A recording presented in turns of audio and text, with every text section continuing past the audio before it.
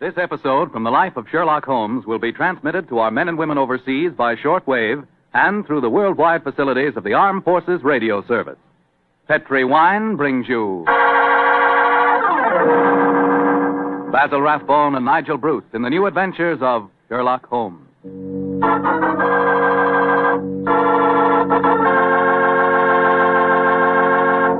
The Petri family, the family that took time to bring you good wine, invites you to listen to Dr. Watson tell us about another exciting adventure he shared with his old friend, that master detective, Sherlock Holmes.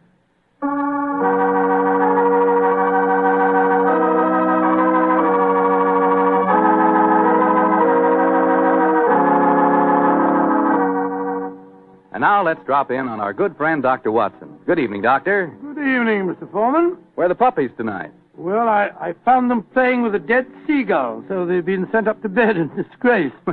You certainly look comfortable yourself, Doctor. What's that small blue book you're reading, the latest bestseller? No, indeed not. This book was never a bestseller, my boy. It's entitled Practical Handbook of Bee Culture, with some observations on the segregation of the queen. Quite a catchy title. Who's the author? A fellow by the name of Sherlock Holmes. He was engaged in writing it when the adventure I'm going to tell you about took place. Well, you told us last week, Doctor, that a pair of canaries played an important part in the story. That's quite right, Mr. Foreman. It was in the summer of 1908, I remember, and I had persuaded Holmes to leave his Sussex bee farm for a few weeks and to join me in a holiday at the little fishing village of Kingsgate in Kent. We were staying at a charming little inn called the Fisherman's Arms, and for the first few days, our holiday was a delightful one. And then, I suppose, Doctor, strange things began to happen. They did indeed, Mr. Foreman, they did indeed. Very strange things. One afternoon, we'd just finished a late tea, I remember, and were sitting outside on the lawn sunning ourselves and enjoying our pipes.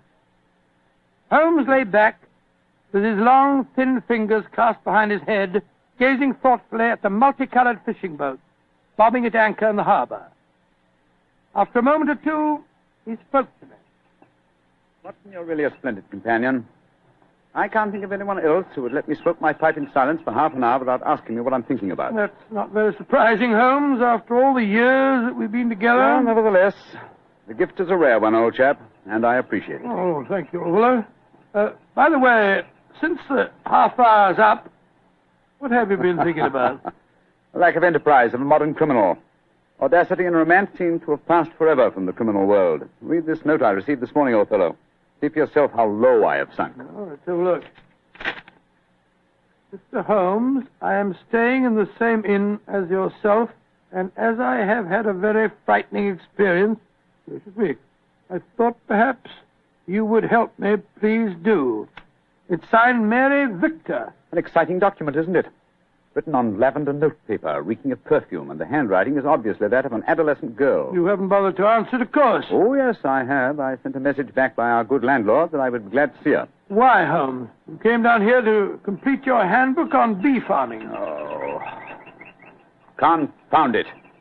Those two wretched canaries are getting their sunbath on the windowsill above us. Oh, I think it's rather jolly to hear the little fellows chirping away up there. Oh, I find the sound most distracting. Let's go inside. You know, Holmes, those birds are owned by a charming couple, Mr. and Mrs. Wainwright. I was chatting with them on the stairs this morning. I'm afraid their charm will escape me as long as their pets continue to tweet in that irritating manner. You've spoken of the peace and quiet of the country inn, Watson, and yet I find that... Come in. Ah, Miss Mary Victor, I presume. Yes, Mr. Holmes. Please come in and close the door, won't you? Thank you. This is my old friend, Dr. Watson. You may speak quite freely in front of him. How do you do, Miss Victor? How do you do, Doctor? Now, sit down, young lady, and tell me what's troubling you. Mr. Holmes, I came down here from London to get away from someone, but I've been followed. I've been afraid to leave the inn. Until last night I felt I couldn't stand being cooped up any longer. So I went for a walk on the seashore. Someone followed me, Mr. Holmes. I ran back here as fast as I could, but now he knows where I live, and I'm frightened. Please help me. My dear Miss Victor, I'm afraid you must be much more specific before I can help you. Who has followed you down here, and why are you afraid of him? I'll tell you the whole story. It'll sound strange to you, but I swear it. Oh, there he is again, down by the gate. I'm going to my room. Now. Don't you be frightened, Miss Victor. I'm sure we'll be... Oh, I saw. Extraordinary thing. I don't see anyone outside who might have frightened her. There are 2 or 3 fishermen loitering about. Wait a minute. Here's a young fellow walking up the path. Come on, Watson. Out through the French windows again. Oh, good gracious me. Here we go again. I think we'll take the liberty of accosting him. Excuse me, sir. Yes? Are you looking for Miss Mary Victor? Is she young and pretty? Yes, sir. She is. Extremely so. Then I'm looking for her. Where can I find her? I can see you're being facetious, sir. Well, there's no harm in that, is there? By the way, who are you gentlemen, may I ask? My name is Holmes, and this is my friend Dr. Watson. I'm Basil Carter. You're not Sherlock Holmes, are you? That is my name. I thought you seemed familiar. I know your brother, Mycroft. Oh, indeed. Then I presume you're connected with the Foreign Office. Yes, I'm in the consular service. Are you staying at the inn, young man? For a few days. It's funny that I should run into the great Sherlock Holmes. Why, may I ask? I was planning a murder. Oh, really? But with you Murder? gentlemen here, I see that I shall have to be very discreet.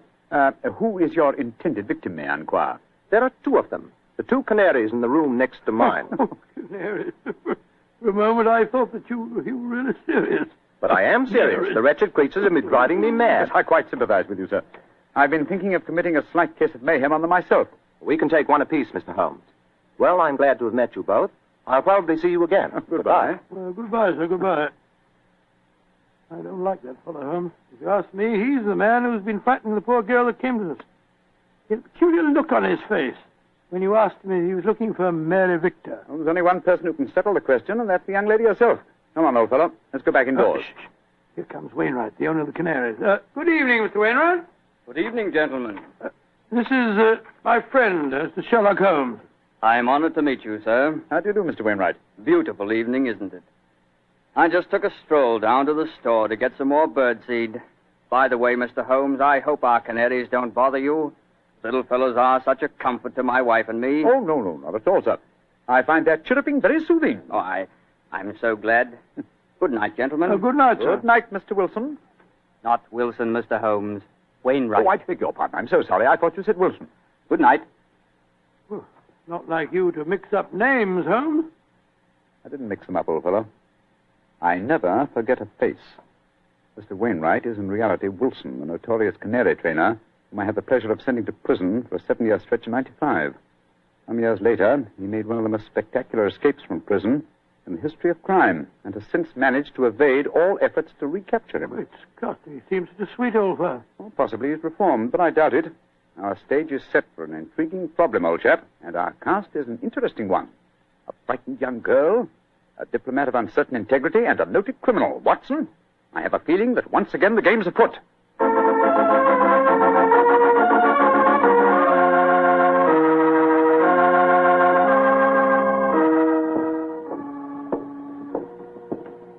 Holmes, why are we strolling along the pier instead of staying at the inn? I thought you said that you were expecting trouble. I am, old chap, and I'm sure it'll find us out. You know, Holmes, I'm still completely mystified by the behavior of that girl, Mary Victor. I knocked at her door last evening, again this morning. I couldn't get any answer. And the landlord told me that she was not seen at dinner last night, nor at breakfast this morning, and yet her room has not been vacated. Curious. Hello, there's the village constable sunning himself at the end of the pier. Good morning, Sergeant Blake.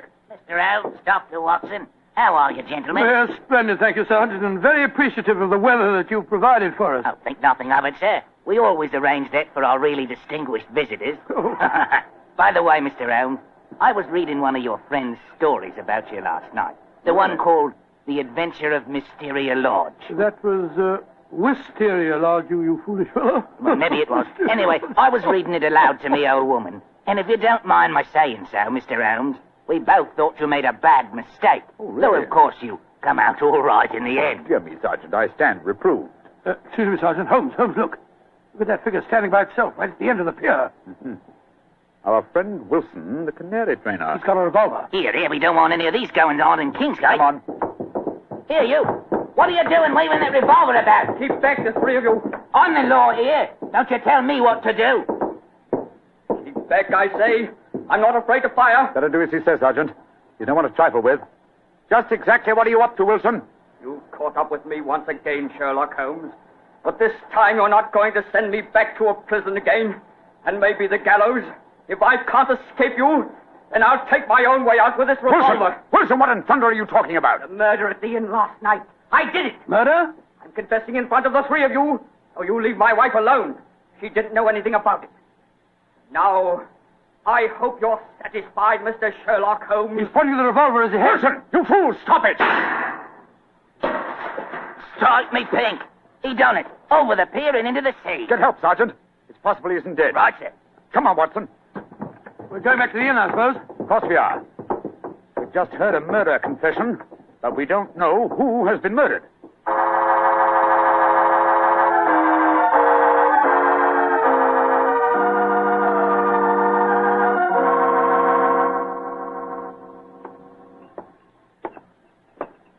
Holmes, what was the telegram that you sent off just now? A message to my brother, Mycroft. The innkeeper informed me that Basil Carter, the young diplomat we met yesterday, left the inn rather hurriedly in the early hours of this morning. Come on, let's go upstairs.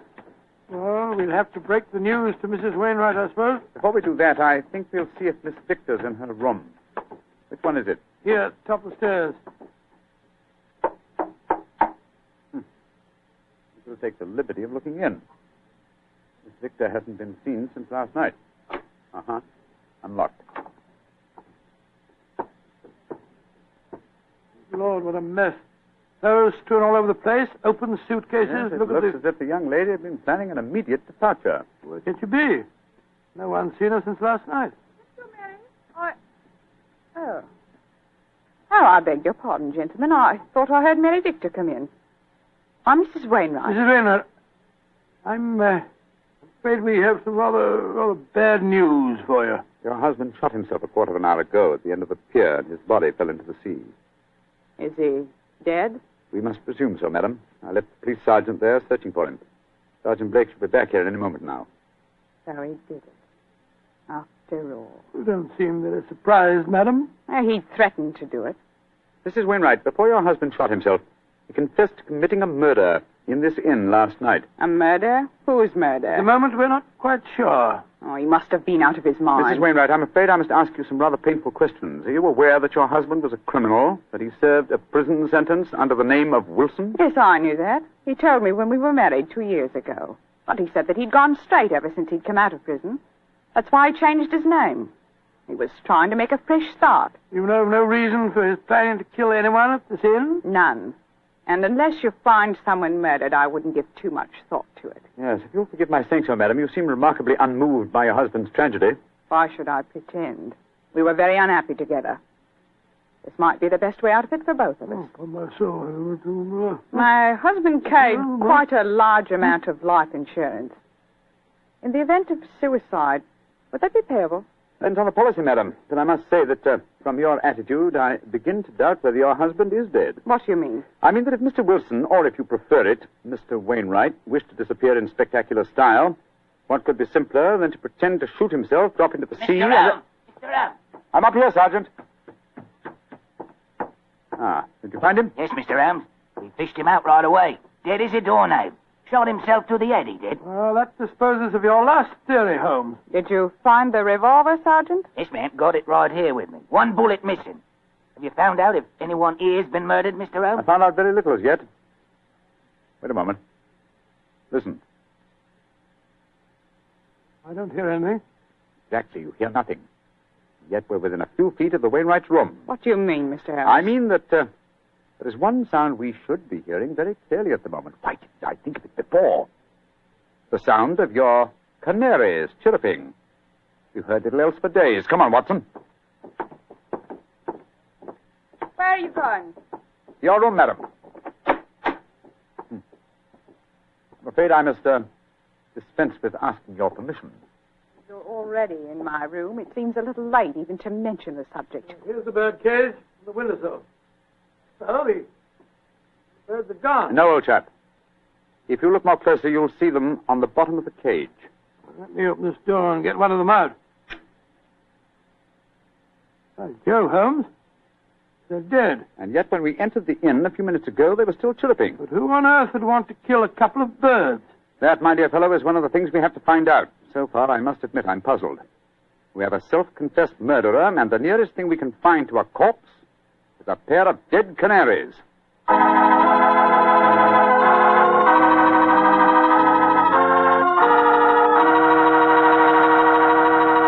We'll bring you the rest of Dr. Watson's story in just a second. Now, back to tonight's new Sherlock Holmes adventure.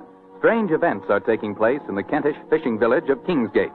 A self-confessed murderer has committed suicide, but his victim cannot be found. As we rejoin our story, the great detective and his old friend Dr. Watson are once again examining the room of Mary Victor, one of the missing guests. You know, Holmes, the murder that Wilson confessed to before he committed suicide might have been the killing of those two canaries. I think not, old chap. Wilson obviously loved the creatures and kept them in spite of the fact that they were dangerously apt to identify him with his criminal past. Uh-huh. Interesting. Very interesting. Huh? What have you found? This note lying on Miss Victor's dressing table. Here. Let's have a look. You think you can hide from me, Mary, but you can't. Wherever I go, I shall follow you. So why not get wise to yourself and stop running away? Sounds as if the poor girl was in danger, all right. Possibly, but the writer of that note was certainly obliging. Though the letter is unsigned, he at least gives us a clue to his identity. Oh, what clue? The phrase, get wise to yourself, is very un-English. It's American. Come on, old chap. Well, where are we going now? The envelope to this letter has the Kingsgate postmark on it. I should be surprised if that fount of all knowledge, the village postmistress, can't help us find an American visitor.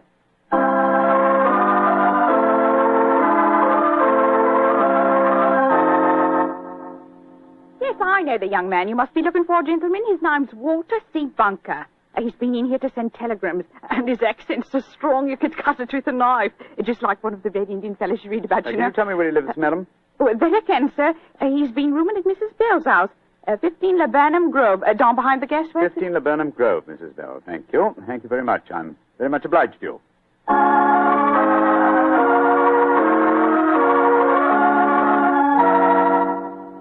You, Mrs. Bell?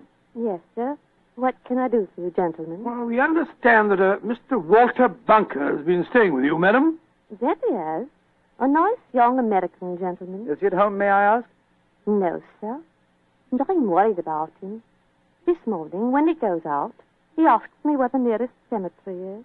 Cemetery? Oh, gracious me. Huh? I tell him, and then he gives a queer kind of laugh. I'm not sure I'll see you anymore, he says. And then he walks off, and I haven't seen him since.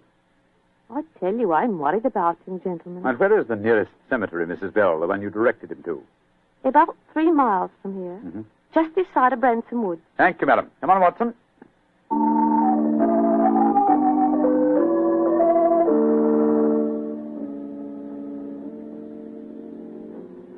The cemetery seems deserted. There's music coming from the church. Good Lord, it's a funeral. Or a wedding. Come on.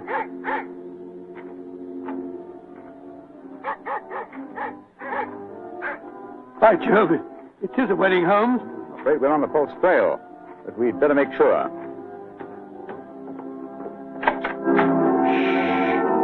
Quiet, gentlemen, please. The ceremony is just ending. Just one question. Can you tell me the names of the couple who've just been married? Miss Mary Victor from the inn, and a young American by the name of Bunker. Thank you. Yes, we have been following a false trail, confound it. The frightened young lady was merely frightened by her persistent American fiancé. The threatening letter that he sent her. Ambiguously worded, when you come to think of it. Anyway, we can cease to worry about Miss Victor. As she is now Mrs. Bunker, I think we can assume that she's out of all danger. We've got to start all over again. Oh, no, my dear fellow. The field is narrowing. We'll head back for the inn now, and I have a feeling that we're on the last lap of our strange adventure.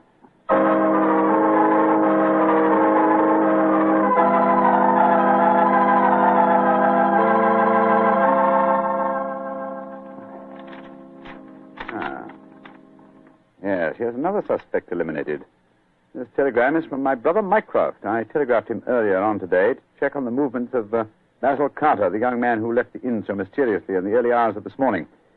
His answer informs me that the gentleman in question was recalled to the Foreign Office suddenly and arrived quite safely a few hours ago. Well, now I'm completely puzzled. And I, old fellow, at last see daylight. Wish I did, Mr. Holmes. Sergeant, go upstairs and get the dead man's widow and bring her to my room, please. And then I think I can give you the solution to this problem.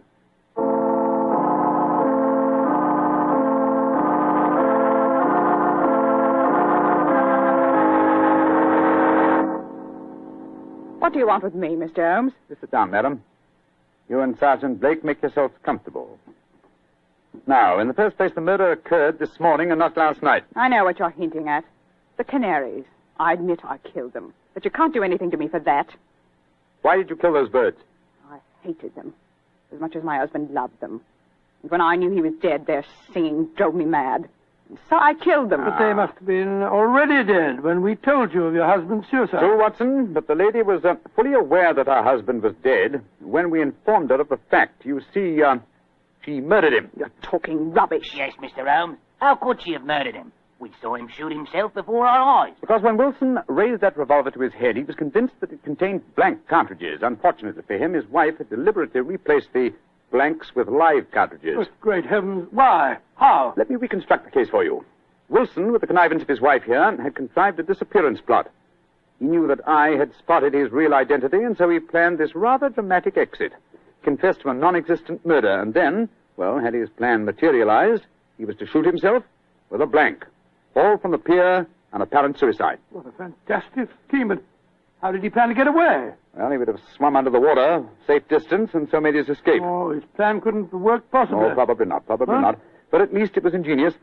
He would have destroyed his true identity and have had his revenge on me by making me search for a murder that had never been committed. Unfortunately for him, his wife was his accomplice and saw in the scheme an excellent way of killing her husband. You think you're so very clever, Mr. Holmes, but even if it were true, how could you prove it? Observe this revolver, Mrs. Wilson. It's the one your husband shot himself with. What can you prove from that? Ever hear of fingerprint tests? I've heard of them. But that revolver's been underwater. True, quite true. But thanks to the researches of my excellent friend, Dr. John Thorndyke, an infallible test has been discovered for recording fingerprints even after immersion in seawater. What?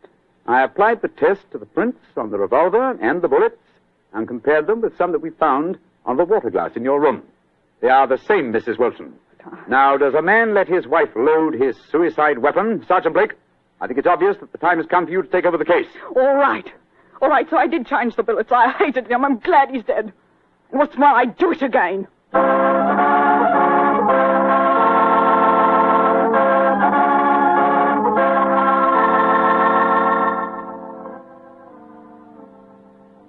Mr. Holmes. Yes, Sergeant Blake? Well, now that I've taken Mrs. Wilson to the station and booked her on a murder charge, I wonder if you'd mind answering a question. With pleasure.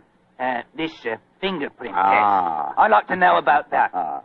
I never heard of being able to take prints after a revolver has been handled 2 or 3 times and soaked in salt water. Yes, Holmes, and I'd like to know when you performed the test and took the prints off the glass in her room. I thought that I was with you all the time.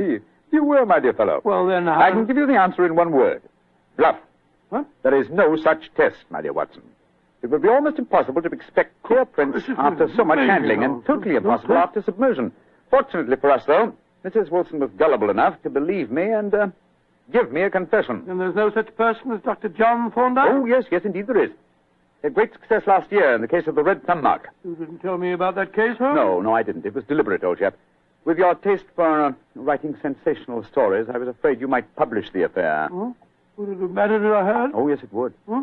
You would have given away, what shall I say, professional secrets. You would have provided the public, and in particular the criminal public, with a complete education on fingerprints.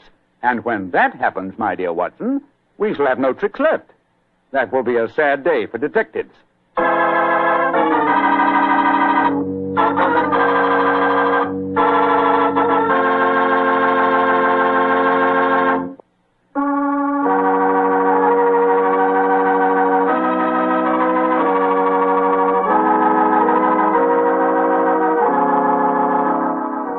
Tonight's Sherlock Holmes adventure is written by Dennis Green and Anthony Boucher and is based on an incident in the Sir Arthur Conan Doyle story, The Adventure of Wisteria Lodge.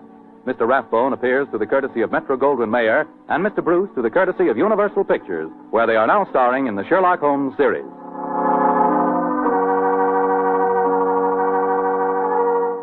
The Petri Wine Company of San Francisco, California, invites you to tune in again next week, same time, same station. This is Bill Foreman saying goodnight for the Petri family. Sherlock Holmes comes to you from our Hollywood studios. This is the Mutual Broadcasting System.